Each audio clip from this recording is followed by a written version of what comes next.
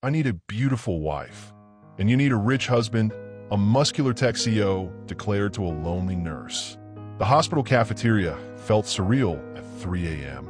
Empty tables stretched under harsh lighting while Mason laid out terms that sounded like fiction. Have you ever felt someone watching you before you saw them?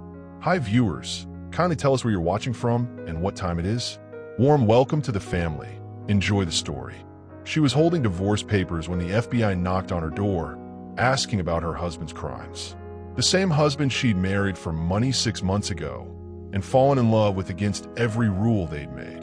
But the agents weren't there to arrest him. They were there to warn her that someone wanted them both dead. What would you do if a fake marriage became your only real relationship? Have you ever agreed to something that seemed simple but changed your entire life? Have you watched someone you thought you knew become a complete stranger? This is the story of two people who thought they could control love until love controlled them. Stay with me as we uncover how a contract meant to last 6 months nearly destroyed 2 lives in 6 different ways. If you've ever wondered whether love can survive lies, deception, and federal investigations, this story will leave you questioning everything you thought you knew about trust. Let me take you back to the night it all began, when Keisha Johnson thought the worst thing that could happen was saying yes to a stranger. She was 3 hours into her double shift when the most dangerous man in America walked into her hospital room, and she had no idea her life was about to become a federal case. Room 314 smelled like disinfectant and broken dreams. The monitors beeped their electronic lullaby while Keisha adjusted Mrs. Grant's 4, unaware that her son stood in the doorway, studying her every movement like she was a puzzle he needed to solve. Keisha had been pulling these doubles for 8 months straight. Atlanta General wasn't the nicest hospital, but it paid better than the clinic downtown. Every paycheck went somewhere urgent. Student loans, her mother's diabetes medication, her brother's legal fees from that mess last year. Sleep was a luxury she couldn't afford. Mrs. Grant stirred under the thin hospital blanket. Her breathing was shallow, labored. Stage 4 lung cancer doesn't negotiate with hope or prayer. Keisha had seen enough dying to recognize the signs. Maybe 2 weeks left, if she was lucky. "You're an angel," the old woman whispered, her voice barely audible above the machines. Keisha smiled, the kind of smile she perfected for families watching their worlds crumble. "Just doing my job, Mrs. Grant." "No." The woman's grip was surprisingly strong for someone so frail. "You held my hand during the pain last night. You didn't have to do that." The truth was Keisha did have to. Not because of hospital policy or nursing requirements, but because 34 years of life had taught her that sometimes holding someone's hand was the only medicine that actually worked. She adjusted the morphine drip, checking the woman's chart one more time. Mrs. Grant's son had been paying for the private room, the experimental treatments, everything insurance wouldn't cover. Keisha had never met him, but the bills were always paid on time. Rich family, probably, the kind that threw money at problems and expected them to disappear. "He watches you, you know." Keisha looked up from the chart. "Who watches me?" "My son, Mason." Mrs. Grant's eyes were clearer than they'd been in days. "He comes late at night, sometimes. Stand in that doorway. Watches you work." A chill ran down Keisha's spine. She'd felt eyes on her during night shifts, that electric awareness that someone was studying her. But she convinced herself it was paranoia from too much caffeine and too little sleep. "Why would he watch me?" Before Mrs. Grant could answer, a shadow filled the doorway. Keisha turned and felt her breath catch. The man standing there looked like money, in trouble, had a baby, and raised it on protein shakes and expensive suits. Tall, broad shoulders, dark hair that probably cost more to cut than she made in a week. His eyes were the color of storm clouds, and they were fixed on her with an intensity that made her skin warm despite the hospital's perpetual chill. "You're exactly what I've been looking for," he said, stepping into the light. Keisha's world shifted on its axis. Have you ever felt someone watching you before you saw them? That moment when your skin knows before your mind does? Tell me in the comments if you've experienced that electric awareness. The richest man in Texas just offered her more money than she'd make in 10 years, for 6 months of pretending to love him. The hospital cafeteria felt surreal at 3 a.m. Empty tables stretched under harsh lighting while Mason laid out terms that sounded like fiction. The contract between them looked innocent, just papers and signatures that would rewrite both their destinies. "Let me understand this correctly," Keisha said, her voice steady despite her racing heart. "You want me to marry you for 6 months, and you'll pay me $200,000. Mason Grant didn't look like someone who made jokes. His suit probably cost more than her car, and his watch definitely did. But sitting across from her in the hospital cafeteria, under fluorescent lights that made everyone look sick, he seemed almost human. "My company is going public next month. The board wants a CEO who appears stable, grounded, married to someone respectable." His fingers drummed against the table. Recent scandals in tech have made investors nervous about bachelor CEOs. "So hire an actress." I tried. They want authenticity. Someone with a real job, real background. Someone who can't be traced back to an agency or casting call. Keisha laughed, but there was no humor in it. "And you think a broke nurse from East Atlanta screams authenticity? I think you're exactly what they're looking for. Plus, you need the money." The words stung because they were true. $200,000 would clear her debts, pay for her mother's treatments, get her brother a real lawyer instead of the overworked public defender who barely knew his name. Mason slid papers across the table. His fingers brushed hers when she reached for them, and she noticed his hands were calloused. Rich men weren't supposed to have working hands. 6 months, he repeated. "We appear together at company events. You move to Austin, live in my penthouse. We maintain the appearance of a happy marriage. After the IPO, we divorce quietly. You keep the money, I keep the company. What's the catch? No physical relationship. This is business only. We're roommates with wedding rings." Keisha studied his face. Mason Grant looked like the kind of man who got everything he wanted, but there was something desperate in his eyes. Something that made her think this proposition wasn't as calculated as he wanted her to believe. "Why me specifically?" Mason's jaw tightened. "My mother requested you as her nurse. She's very particular about people she trusts. When I saw how you cared for her," he paused, "I realized you were perfect for this." "Perfect for what? Being your fake wife or being naive enough to say yes?" "Perfect for showing the world that I'm capable of loving someone real." The cafeteria was silent except for the hum of vending machines and distant monitors. Keisha looked at the contract again, seeing her future written in legal terms and dollar signs. "What would your price be for 6 months of your life? What would make you say yes to a complete stranger? Share your thoughts below." When he mentioned the exact amount of her student loans, her mother's medical bills, and her brother's legal fees, Keisha realized this wasn't random. He'd been investigating her. The question was, for how long? She thought he'd found her by accident, until he showed her footage of herself from cameras she never knew existed. Her apartment felt smaller with Mason Grant filling it. He sat on her secondhand couch like he belonged there, his expensive suit a sharp contrast to her discount store throw pillows. The laptop between them glowed with evidence of his obsession. "You've been watching me for 3 months?"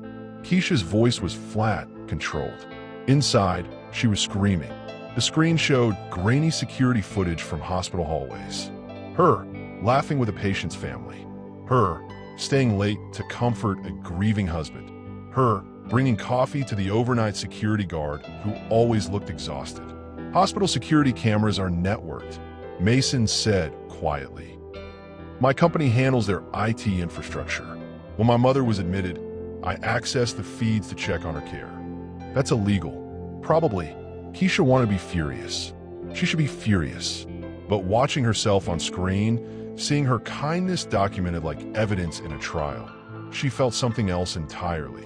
Seen, for better or worse. Mason Grant had been watching her be her truest self. "You could have just asked to meet me. I don't know how to do things normally." His admission was so quiet, she almost missed it. "I don't know how to talk to women without contracts and terms and conditions." The laptop showed more footage. Her singing softly to a confused elderly patient. Her holding a phone so a dying man could say goodbye to his daughter. Her crying in a supply closet after losing someone she tried to save. "You recorded my worst moments too. I recorded everything. That's how I knew." "Knew what?" Mason's gray eyes met hers. "They're the only person I've ever wanted to be better for." The words hung between them like a confession. Keisha closed the laptop, needing to break the spell of seeing herself through his eyes. "Your mother didn't request me specifically, did she?" "No. I arranged for you to be assigned to her care." "Ow." "Money. Donations to the hospital. A few strategic conversations with administrators." Keisha stood, pacing to her kitchen window that overlooked the parking lot. Her reflection stared back, superimposed over Mason's image on the couch. They looked like two people who belonged in different worlds. "So this whole thing, your mother's care, the marriage proposal, everything, it's all been manipulation." "Yes." His honesty was brutal and somehow refreshing. At least he wasn't pretending this was anything other than what it was. "The contract," she said finally. "Show me exactly what I'm signing." Mason opened a folder thick with legal documents. Real marriage license. Real prenup. Real bank account with her name already printed on checks. How would you react if someone had been watching your kindest moments? Would you feel flattered or violated? Let me know in the comments. As she signed the contract, Mason's hand covered hers. "There's one more thing," he said quietly. "My mother asked for you specifically. She knows we're getting married." Keisha's pen froze. How is that possible? Moving to Austin was supposed to be the easy part, until she discovered her new husband's penthouse had more security cameras than a federal prison. The penthouse stretched like a museum of money. Marble floors that reflected her nervous face, windows that framed Austin's skyline like expensive paintings, and silence so complete it echoed with loneliness. Keisha set her 2 suitcases down in the entryway, feeling like an intruder in someone else's life. Everything was white or black or chrome. Clean lines, no personality, no warmth. It looked like a magazine spread for people who had forgotten how to live. "Your room is down the hall," Mason said, not meeting her eyes. "Private bathroom, walk-in closet. There's a credit card on the dresser for clothes and anything else you need." "Anything else I need for what?" "For looking like you belong here." The words stung, but they weren't wrong. Her jeans and hospital sneakers looked ridiculous against marble floors. Her scrub store wardrobe wouldn't fool anyone at corporate events. Mason's assistant had left a binder on the kitchen counter. Their backstory, event schedules, company information she needed to memorize. Their fake love story was mapped out in bullet points and talking notes. "We met when my mother was hospitalized. Love at first sight. Private ceremony because we wanted to focus on her recovery." Mason recited it like a script he'd rehearsed. The wedding was small, family only. What family? Keisha flipped through photos of people she'd never met. "Your mother is dying, and I haven't spoken to mine in 6 months. The story doesn't have to be completely true." She looked at him, then really looked. Mason Grant was handsome in that expensive way rich men achieved. Perfect teeth, professional haircut, gym-sculpted body under designer clothes.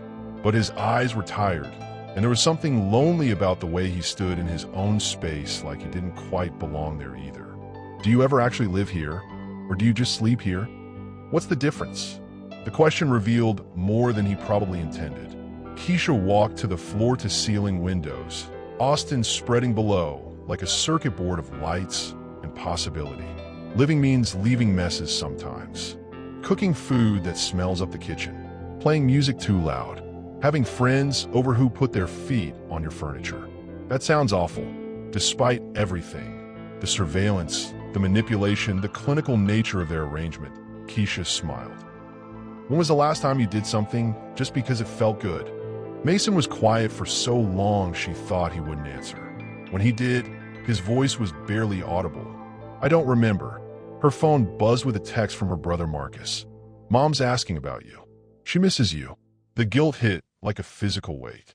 Here she was, playing house with a stranger while her family worried. "I need to call my mother. Tell her about the marriage." "What will you say?" "That I married someone who sees me. That he's nothing like what she'd expect, but maybe that's exactly what I need." Have you ever felt completely out of place in someone else's world? How did you find your footing? Share your experience below. She woke at 2 a.m. to find Mason standing in her doorway, silhouetted against hallway light.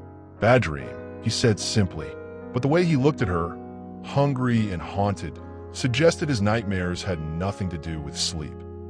Their first public appearance as a married couple lasted exactly 17 minutes, until a reporter asked the question that changed everything. The ballroom glittered with Austin's tech elite, crystal chandeliers casting rainbow shadows, while Keisha moved through conversations like she belonged, her gold dress catching light and turning heads. Mason had insisted on the shopping trip, his personal stylist transforming her from tired nurse to CEO's wife in 4 hours and $5,000. "Breathe," Mason murmured against her ear as they approached a cluster of board members. His hand rested possessively on her lower back, warm through the silk fabric. "I am breathing. You're hyperventilating." He was right.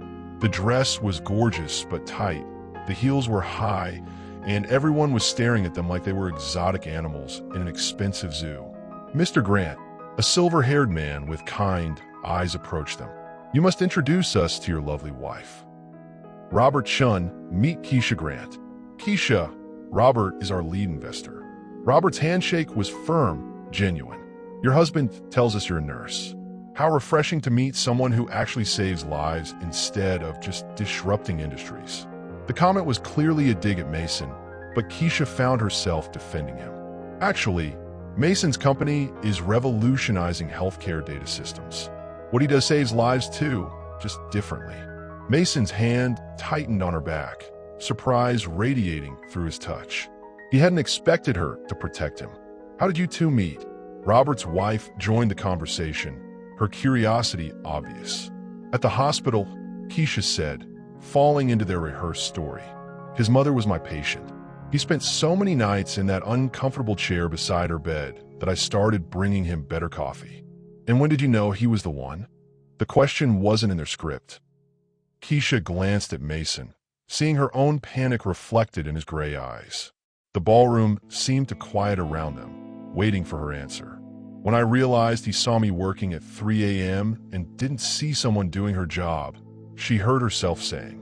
"He saw someone who cared enough to stay. Most people look right through nurses. We're invisible until you need us. But Mason..." She looked at him, finding unexpected truth in her improvised words. "He made me feel seen." The sincerity in her voice surprised everyone, including herself. Mason's eyes softened, and for a moment, the corporate crowd faded away. "That's beautiful," Mrs. Chin said, clearly moved. They worked the room for another 10 minutes, Keisha's natural warmth winning over skeptical board members. She asked about their families, remembered details from previous conversations Mason had briefed her on, made people laugh with stories from the hospital that were both funny and heartwarming. Then Channel 8's business reporter appeared with a camera crew. "Mrs. Grant, you've been married less than a week. Some people are saying this is awfully convenient timing with the IPO announcement. How long have you two really known each other?" Mason's rehearsed answer died in his throat.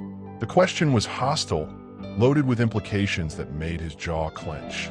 Keisha stepped forward, long enough to know he's nothing like what people think. "When was the last time someone surprised you with hidden talents? Have you ever impressed someone who underestimated you? Tell me your story." The truth in her voice terrified them both. The contract said no physical contact, but contracts don't account for thunderstorms, power outages, and two people who've been fighting attraction for weeks. The storm hit Austin like an angry god, rain hammering the penthouse windows while lightning turned the sky electric white. Keisha stood in the kitchen, watching nature throw its tantrum when the lights flickered and died. Emergency lighting kicked in, casting everything in an amber glow that made the sterile penthouse feel suddenly intimate. She heard Mason's footsteps before she saw him, his phone flashlight cutting through the darkness. "Power's out across downtown," he said, his voice rougher than usual. "Could be hours before it's restored." Keisha nodded, not trusting her voice. They'd been dancing around each other for 2 weeks, careful not to touch, sleeping in separate rooms, maintaining professional distance. But standing in the golden half-light with rain creating a wall of sound around them, all that careful distance felt fragile. Mason moved to the wine fridge, pulling out a bottle that probably cost more than her monthly rent back in Atlanta. Might as well make the best of it. He poured wine into glasses that caught the emergency lighting like liquid amber. When he handed her one, their fingers brushed, and neither of them pulled away immediately. "Tell me something real," Keisha said, surprising herself. "What do you mean? Something that's not in our script. Something that's actually you."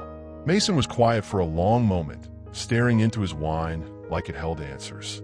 "I used to play guitar. Before the company, before all this. I wanted to be a musician. What happened? Life. Responsibility. My father's expectations." He looked up at her. "What about you? What did you want before nursing?"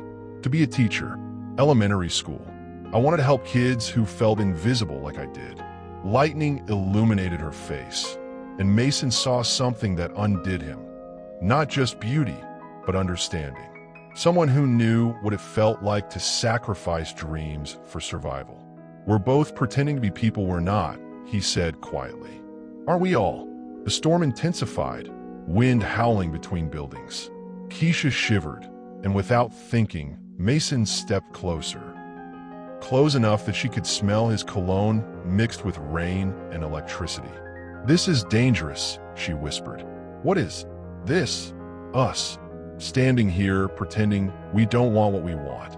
His hand found her cheek, thumb brushing across her skin like he was memorizing the texture. "The contract. Screw the contract." When lightning illuminated her face again, Mason saw trust there that terrified and thrilled him. "We're going to regret this," she whispered against his mouth. "Probably," he agreed, lifting her onto the kitchen counter, "but I'm tired of regretting things I didn't do." Her legs wrapped around his waist as he kissed her like a man drowning. Her hands fisted in his shirt, pulling him closer, desperate for contact they'd been denying themselves for weeks. Every touch was electric, charged with all the tension they'd been pretending didn't exist. He traced kisses down her throat while her hands explored the muscles hidden beneath his expensive shirts. When she moaned his name, it sounded like prayer and profanity combined. They moved together with desperate hunger, months of careful distance exploding into need that left them breathless and shaking. Afterward, they lay tangled on the marble floor, emergency lights casting golden shadows across sweat-dampened skin. Have you ever broken your own rules for someone? When logic wars with desire, which wins? Share your thoughts in the comments. In the morning, she found him making breakfast, humming softly. When he looked up and smiled, really smiled, Keisha realized the most dangerous thing about Mason Grant wasn't his money or power. It was how easily she could love him.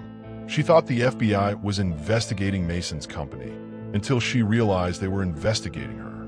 The coffee shop on 6th Street buzzed with Austin energy, but Agent Rodriguez's presence created a bubble of tension that made Keisha's hands shake around her mug. The federal badge had appeared 3 days after the storm, 3 days after everything changed between her and Mason. "Mrs. Grant, thank you for meeting with me," Rodriguez said, her voice professionally neutral. She was younger than Keisha expected, with sharp eyes that missed nothing. "You said this was about my husband's company." "In part, yes. We're investigating financial irregularities at Grant Technologies. Specifically, unusual transfers of funds over the past year." Keisha's blood chilled. "What kind of transfers?" "Large sums moved to offshore accounts. Payments to shell companies. The kind of activity that raises red flags." Rodriguez slid a folder across the table. "Your name appears on several documents." Inside were bank statements Keisha had never seen, showing deposits she'd never made. Hundreds of thousands of dollars flowing in and out of accounts bearing her name and social security number. "I don't understand. I never opened these accounts." "According to our records, you did. 3 months ago, the same week you signed your marriage contract." The world tilted. Everything she believed about her arrangement with Mason suddenly felt contaminated by implications she couldn't grasp. "Are you saying my husband is using me for money laundering?" "I'm saying someone is using your identity for financial crimes, and we need to determine if you're a victim or a participant." Keisha's phone buzzed with a text from Mason. "Missing you. Can't concentrate on anything but last night." The message that had made her smile an hour ago now felt like evidence of her stupidity. Agent Rodriguez, I married Mason 6 weeks ago. Before that, I was pulling double shifts at a hospital in Atlanta, barely making rent. I don't know anything about offshore accounts or shell companies. Yet somehow, your financial situation improved dramatically right around the time you entered Mr. Grant's life. The implication hung between them like an accusation. Keisha thought about the credit cards, the shopping trips, the money that had suddenly made her life easier. Had she been so desperate for security that she'd ignored obvious warning signs? What do you need from me? Information about your husband's business practices, his associates, any conversations about money or investments. Rodriguez leaned forward. Mrs. Grant, if you're innocent in this, cooperation will work in your favor. If you're not, she didn't need to finish the sentence. That evening, Mason found her pacing the penthouse. FBI documents spread across his glass dining table. His face went white when he saw the bank statements. Keisha, I can explain. Can you? Because according to the federal government, I'm either a criminal or married to one. His hands reached for her, but she stepped back. The space between them felt like a canyon. The accounts aren't what they look like. Were they then? Mason's silence was answer enough. How would you really know the people closest to you? What would you do if their past threatened your future? Comment below. Agent Rodriguez slid a photo across the table. Mason and a blonde woman in an intimate embrace, time-stamped 3 days ago. Mrs. Grant, she said quietly, there's something about your husband you need to know. The woman in the photo wasn't his mistress. She was his ex-fiancée who'd been embezzling millions from his company and framing him for her crimes. Victoria's office looked like a crime scene of shredded documents and empty safes, the smell of burned paper lingering while Mason explained how love had nearly destroyed his empire once before. Victoria Ashford was CFO when we were engaged 3 years ago, Mason said, his voice hollow. I trusted her with everything. Company finances, expansion plans, access to all accounts. Keisha stared at the surveillance photo that had made her heart stop. Mason's arms around a stunning blonde, her face pressed against his chest in what looked like an intimate moment. This was taken at her arrest, Mason continued. She broke down when the cuffs went on. I held her because 3 years ago, I loved her. And the bank accounts with my name? Victoria created them before she left. Used information from your background check to open accounts, establish credit lines, create a paper trail that would implicate you if anyone investigated. The pieces clicked together with sickening clarity. She's framing me for her crimes. Us. She's framing us both. Mason ran his hands through his hair, the perfect CEO, facade cracking. The FBI investigation, the timing with our marriage, even the reporter at the gala. Victoria orchestrated all of it. Keisha sat heavily in Victoria's abandoned chair, surrounded by evidence of elaborate betrayal. Why involve me at all? Why not just frame you? Because I'm too visible, too documented. Every transaction I make is scrutinized by lawyers and accountants. But a new wife with financial troubles? Someone who suddenly has access to my accounts. He looked at her with eyes full of guilt. She made you the perfect fall guy. So our marriage started as business, yes, but became something else. Mason stepped closer, careful not to crowd her. What happened during the storm, the way you defended me at the gala, how you've changed everything about my life. None of that was fake.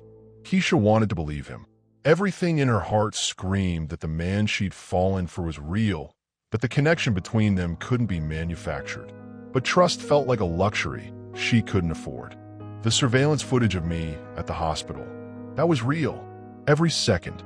I watched you for months because I couldn't stop.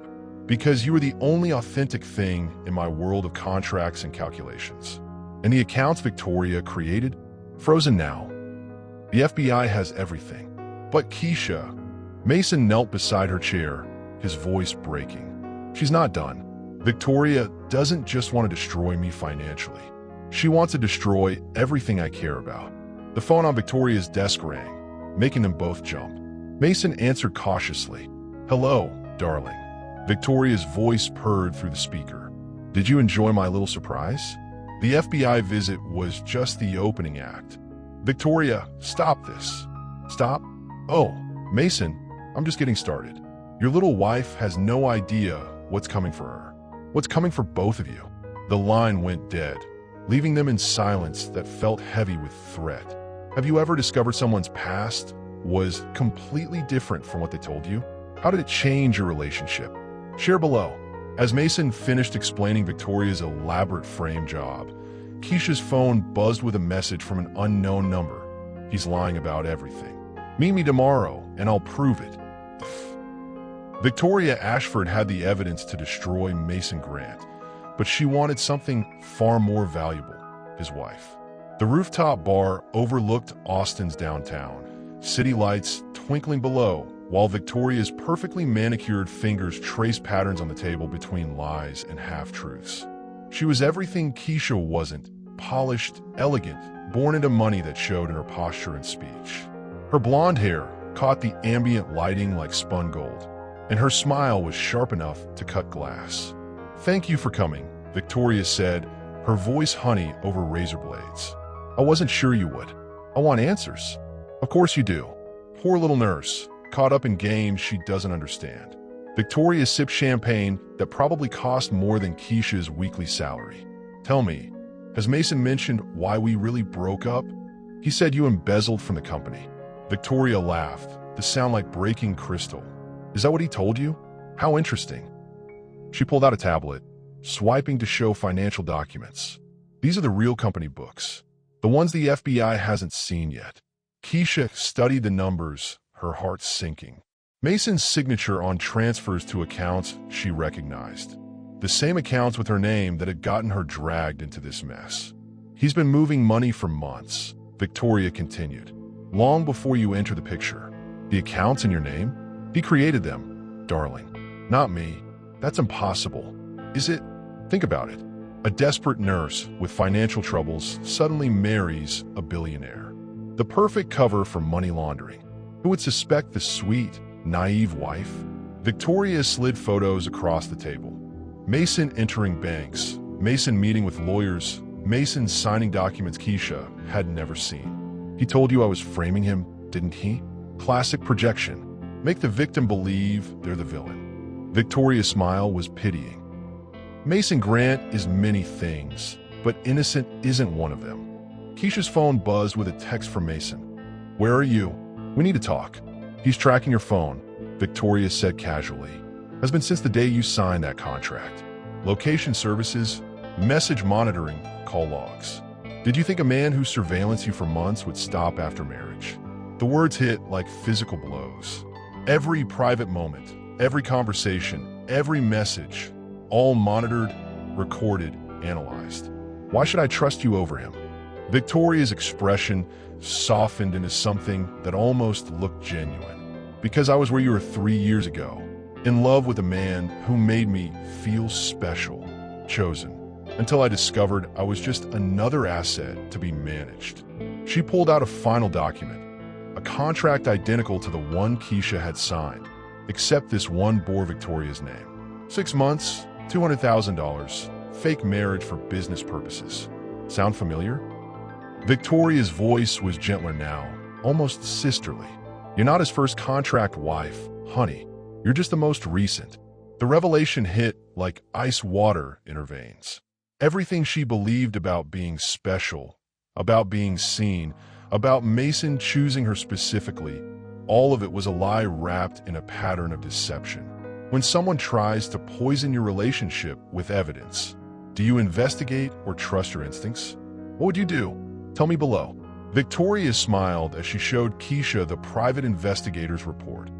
Every detail of her teenage mistakes, her mother's arrests, her brother's gang connections. "He knows everything about you," she purred. "The question is, what's he planning to do with it?" She left him the way she came, with nothing but her dignity and a heart full of regrets. The penthouse felt cavernous without her laughter filling its corners, her scrubs draped over chairs, her playlist humming from hidden speakers. Mason stood among millions of dollars worth of emptiness, staring at the divorce papers she'd left on the kitchen counter. Her note was brief. "I won't be anyone's contract wife. Not yours, not Victoria's, not anyone's. Thank for the lesson in what love isn't. The private investigator's report lay scattered across the marble floor where she'd thrown it. Every shameful detail of her past spread like evidence in a trial she'd never agreed to stand for. Her mother's drug arrests, her brother's gang involvement, her own teenage pregnancy and miscarriage, her father abandoning them when she was 12. All of it documented, analyzed, weaponized. Mason had tried to explain, his words tumbling over each other in desperate justification. Yes, he'd investigated her background. Yes, he'd done the same with Victoria years before. Yes, it was a pattern, a system, a way of protecting himself and his company. It's just business practice, he'd said, the phrase hanging between them like a death sentence. I'm not a business practice, she'd whispered. I'm a person, and you made me feel like a transaction. Now she was gone, back to Atlanta, back to her real life of double shifts and impossible bills. The money from their contract sat untouched in the account he'd opened for her. She'd rather work herself to death than take a dollar that came from lies. Mason's phone rang constantly. Board members wanting updates on the investigation. Lawyers demanding strategies. FBI agents requesting interviews. But the only call he wanted was the one that never came. At Grant Technologies, employees whispered in hallways about federal raids and frozen assets. Stock prices fluctuated with every news report. The IPO was postponed indefinitely while investigations continued.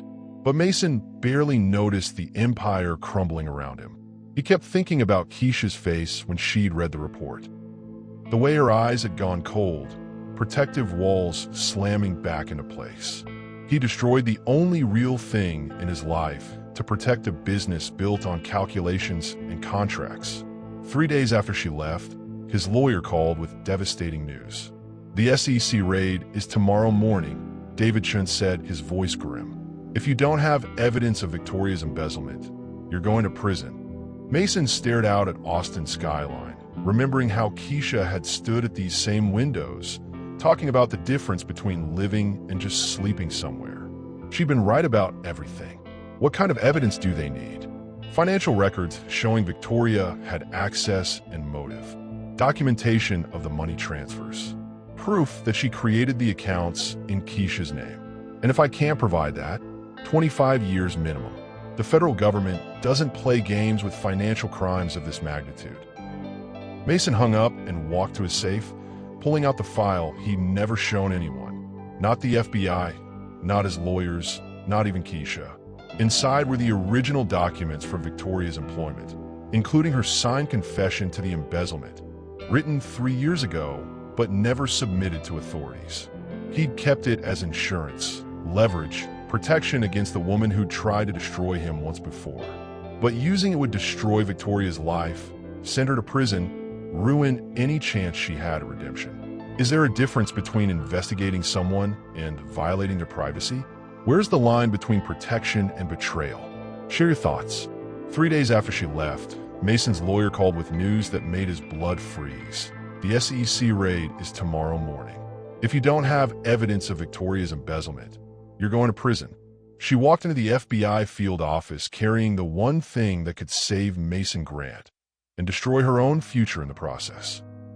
The federal building rose like a monument to justice, its glass facade reflecting Keisha's determined face as she carried evidence that would either save the man she loved or condemn them both. Agent Rodriguez looked surprised to see her. Mrs. Grant, we weren't expecting you. I have information about the Grant Technologies case. The conference room smelled like coffee and stress. Keisha sat across from 3 agents, a stack of documents between them that represented weeks of her own investigation. After leaving Austin, she'd spent every free hour digging into Victoria's past, using skills she'd learned helping her brother navigate the legal system. Hospital computer access gave her resources most people didn't have. Medical databases, insurance records, financial connections that painted a picture federal agents had missed. Victoria Ashford has been embezzling from multiple companies for years, Keisha said, sliding papers across the table. Not just Grant Technologies. She's got a pattern. The documents showed Victoria's employment history, 5 different tech companies, all reporting financial irregularities after her departure. None had pressed charges, choosing to quietly let her resign rather than face the scandal of prosecuting a female executive. She targets companies going through major transitions, Keisha continued. IPOs, mergers, acquisitions. Times when money movement looks normal, when extra accounts and transfers blend into the chaos. Agent Rodriguez studied the papers, her eyebrows rising. How did you obtain this information? Insurance fraud investigations leave paper trails. Medical malpractice suits require financial disclosure. I know how to find records because I've been dealing with hospital bureaucracy my whole career. What Keisha didn't mention was the sleepless nights, the guilt over investigating someone who might be telling the truth, the constant doubt about whether she was saving an innocent man or protecting someone who'd used her. There's more, she said, pulling out her phone. Victoria contacted me yesterday. The recording played Victoria's voice, clear and incriminating. I'm not done with either of you. Mason thinks he can replace me with some nobody from Atlanta. I'll destroy both your lives just to prove he can't throw me away. The agents exchanged glances. This was the breakthrough they needed. Mrs. Grant, why are you bringing this to us? According to our investigation, you filed for divorce 3 days ago. Keisha's throat tightened. Because regardless of what Mason did to me, he doesn't deserve to go to prison for crimes he didn't commit. And because Victoria is using me to hurt him, which makes this personal. Agent Rodriguez leaned forward. We'll need you to testify. Are you prepared for that? Will it save Mason? It should. But Mrs. Grant, if you're lying to protect him, if this evidence is fabricated, it's not. Keisha's voice was steady, sure. Victoria Ashford is guilty. Mason Grant is just guilty of being a terrible husband. The agent spent 2 hours reviewing her evidence, making calls, coordinating with prosecutors. By evening, arrest warrants were issued. Keisha drove back to Atlanta that night, her phone buzzing with texts from Mason that she didn't answer. She'd saved him, but that didn't mean she'd forgiven him. Would you risk everything to save someone who hurt you? When does love become stronger than pride? Comment with your answer. As the agents arrested Victoria, she turned to Keisha with a smile that chilled blood. You think you've won? The real evidence isn't in those files. It's in the contract you signed. Check Clause 15. Clause 15 wasn't about marriage terms. It was about what would happen if one of them died, and someone was planning to collect. The safe house windows were bulletproof, but they couldn't stop the fear that crept through reinforced walls as federal agents explained how close death had come to finding them. Victoria hired someone, Agent Rodriguez said, her voice grim. Professional hit.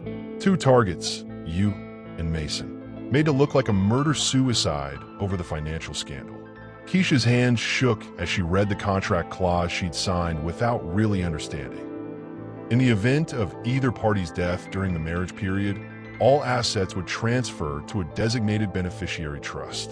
The beneficiary? Victoria Ashford. She planned this for months, Rodriguez continued.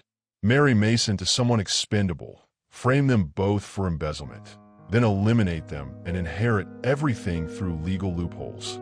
Mason sat across from her in the cramped safe house living room, looking older than his 38 years. Dark circles under his eyes, stubble covering his jaw, expensive clothes wrinkled from sleeping in FBI custody. I'm sorry, he said quietly, for all of it. The investigation into your past, the surveillance, making you feel like a transaction instead of a person. Why didn't you tell me about Victoria's history? About the other women? Mason's jaw clenched. Because I was ashamed. Because admitting I'd made the same mistakes before meant admitting I hadn't learned from them. There were others like me? 2 others. Both fake marriages for business purposes. Both ended badly. He looked at his hands. But neither of them was real. Keisha, what happened between us during the storm, the way you made me laugh, how you changed everything about my world. That was real. The words hung between them like a bridge neither was sure they could cross. The night you left, Mason continued, I realized I'd rather lose everything and be with you than have everything and lose you. But by then it was too late. Agent Rodriguez cleared her throat. We need to discuss security protocols. The contract on your lives is still active. Victoria's arrest doesn't guarantee your safety. They spent the next hour reviewing protection details, safe house procedures, communication protocols. Keisha felt like she was living someone else's life. Federal protection, assassination attempts, contract killers. 6 months ago, her biggest worry was paying rent. That night, alone in the safe house bedroom, she stared at the ceiling and tried to make sense of everything. Mason's deception had hurt her deeply, but Victoria's manipulation had nearly gotten them both killed. Around midnight, she heard soft guitar music from the living room. Mason sat on the couch, playing an acoustic guitar one of the agents had brought him, his fingers moving over strings like muscle memory. "You still play?" she said from the doorway. "Helps me think." He didn't look up. "I wrote this song about you. After you left." The melody was beautiful and sad, capturing everything they'd lost and might never get back. "Play it," she said, sitting beside him on the couch. As the music filled the small room, Mason's voice joined in, raw and honest. She was never mine to keep, just borrowed time and promises made in sleep. When he finished, they sat in silence, broken only by the distant hum of security equipment. "Mason, yeah, I don't forgive you yet. But I don't want you to die either. What would you risk for someone you love? How do you know when someone is worth fighting for?" Share your story below. The morning of Victoria's trial, Mason woke to find Keisha gone. No note, no explanation. Just divorce papers on the pillow and a ring that suddenly felt like a weight he couldn't bear. She walked into that courtroom not as his wife, but as the woman who would decide whether justice meant saving him or destroying them both. The courthouse buzzed with reporters and cameras while Keisha walked through the gauntlet, her head high despite knowing every word she spoke would be dissected by millions. The media had turned their story into a circus: billionaire CEO, contract marriage, federal crimes, assassination plots. Inside, Victoria sat at the defendant's table looking perfectly composed, her blonde hair styled, her suit expensive. She smiled at Keisha like they were old friends, not two women who'd nearly died because of her schemes. Mason's lawyer had prepared Keisha for hours, coaching her on what to say, how to say it, which details to emphasize. But standing at the witness stand, oath fresh on her lips, she threw the script away. "Mrs. Grant," the prosecutor began, "please tell the court how you met the defendant. She manipulated me into meeting her by threatening the man I loved." Victoria's smile faltered slightly. "Can you describe that manipulation?" Keisha looked directly at Victoria. "She wanted me to believe that Mason had used me, that our marriage was just another business transaction in a pattern of deception. She showed me documents, photos, evidence that painted him as a serial manipulator of women." "And did you believe her?" "At first, yes, because some of it was true. Mason had investigated my background, surveilled me, approached our relationship like a business deal." Keisha's voice strengthened. But Victoria's mistake was assuming that meant he couldn't change, couldn't grow, couldn't actually fall in love. The courtroom was silent except for the scratch of reporters' pens. "What convinced you that Ms. Ashford was lying?" "She knew too much about my private life, things that weren't in any background check. She knew about conversations Mason and I had alone, about private moments between us. The only way she could know those things was if she'd been monitoring us electronically." Victoria's composure cracked completely. Her lawyer whispered urgently in her ear, "Mrs. Grant, why did you ultimately decide to testify against Ms. Ashford?" Keisha looked at Mason for the first time since entering the courtroom. He sat in the front row, his gray eyes fixed on her with an intensity that reminded her of that first night in the hospital. Because love isn't about never making mistakes. It's about making better choices when the stakes matter most. Mason made terrible choices about trust and honesty, but Victoria made choices about murder and money. There's a difference between being a bad husband and being a criminal.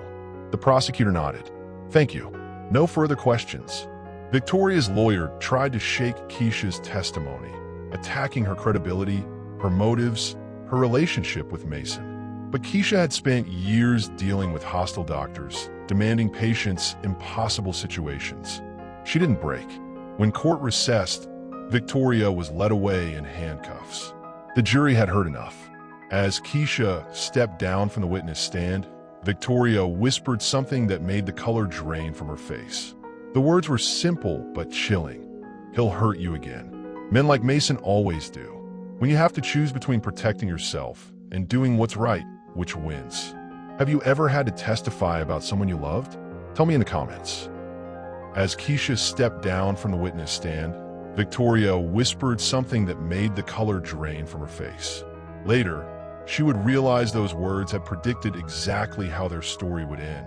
The divorce papers were still unsigned when she realized the most important contract they'd ever make couldn't be written in legal language. Austin's skyline stretched before them from the hospital rooftop where they'd first made their deal, but everything had changed. The city, their circumstances, and most importantly, themselves. Victoria had been sentenced to 15 years in federal prison. The assassination contracts were canceled. Grand Technology stock was recovering after the scandal. Mason was free, vindicated, wealthy again. But none of that mattered to Keisha as she stood beside him, watching the sunset paint the sky orange and pink. "I've been thinking about what Victoria said," she told him. "About you hurting me again." Mason's jaw tightened. And she was probably right. You will hurt me again because people hurt each other. The question is whether the good parts are worth the bad parts. They've been meeting like this for 2 weeks, talking through everything that had happened, trying to rebuild trust from the ground up. No contracts, no lawyers, no business arrangements. Just 2 people figuring out if they could love each other honestly. "I sold the penthouse," Mason said suddenly.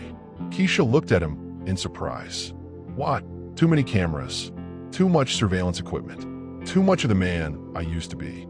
He pulled out his phone, showing her photos of a modest house in South Austin. "I bought this instead. 2 bedrooms, normal neighborhood, real kitchen that gets messy." The house looked nothing like the sterile penthouse.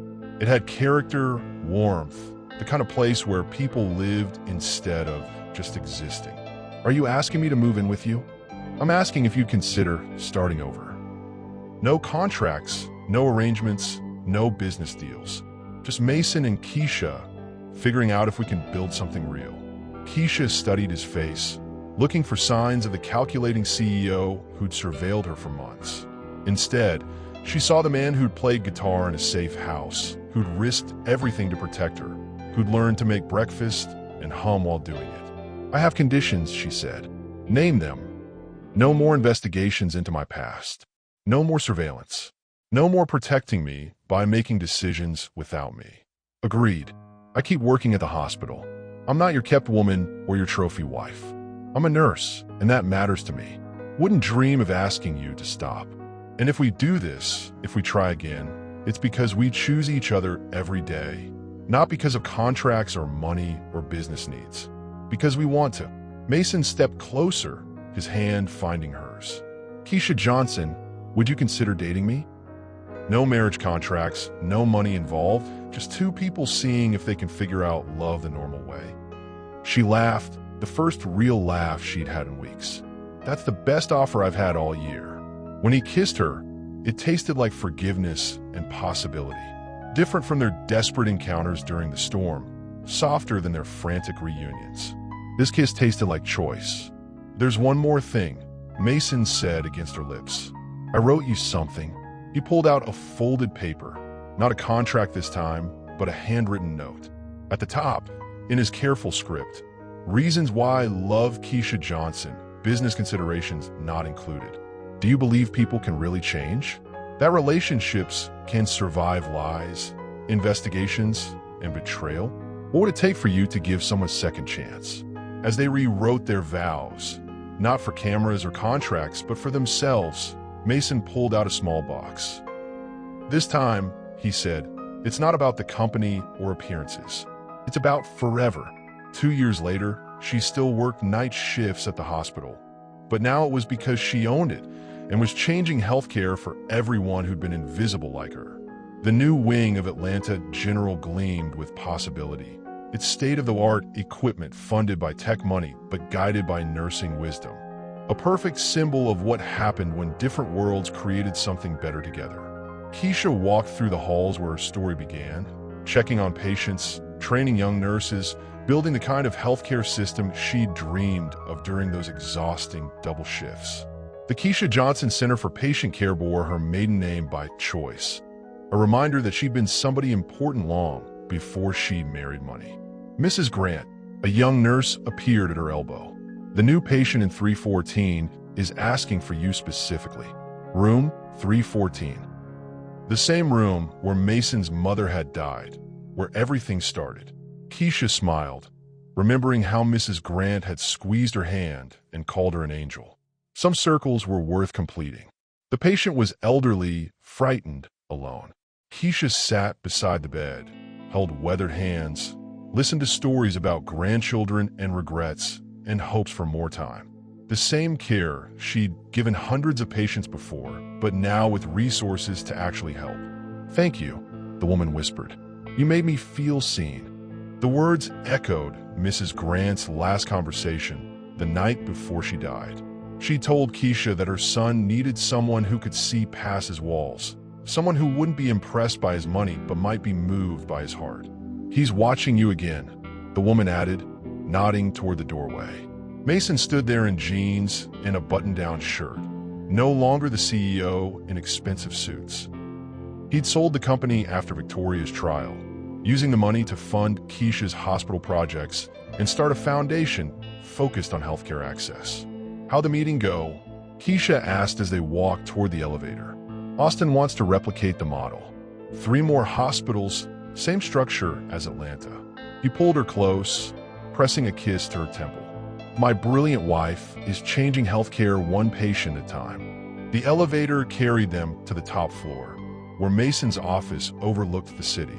But instead of corporate power plays and board meetings, this space was filled with medical journals, funding proposals, and pictures from hospital openings across the South. "There's something I need to tell you," Keisha said, her heart racing with excitement and terror. Mason looked up from the grant applications spread across his desk. "Good something or bad something? Life-changing something?" She pulled out the ultrasound photo she'd been carrying for 3 days, waiting for the right moment. Mason's face went through a dozen emotions: shock, joy, fear, wonder. Are we ready for this? Are we ready to love someone more than ourselves? To make decisions based on what's best for another person? To sacrifice our own needs for someone completely dependent on us? Keisha grinned. "We've been practicing for 2 years. He found her in the hospital garden at dawn, still in scrubs, but radiant with purpose. When she turned and smiled, the same smile that had undone him 2 years ago, Mason knew they'd written the only contract that mattered, a life built on choice, not circumstance. They learned that love wasn't about never making mistakes. It was about choosing each other through the mistakes, building something stronger from the broken pieces, creating a legacy that mattered more than money or status or perfect images. So what would you have done? Would you have signed that first contract? Would you have stayed when things got dangerous? Would you have given love a second chance after betrayal? Tell me in the comments, because every choice in this story could have gone differently. If this story of fake love becoming real hope touched your heart, smash that like button. Subscribe for more stories about people who refuse to stay invisible, who turn contracts into commitments, and who prove that sometimes the best relationships start with the worst reasons. Comment below with what part of Mason and Keisha's journey spoke to your soul. And remember, you're never invisible to the people meant to see you.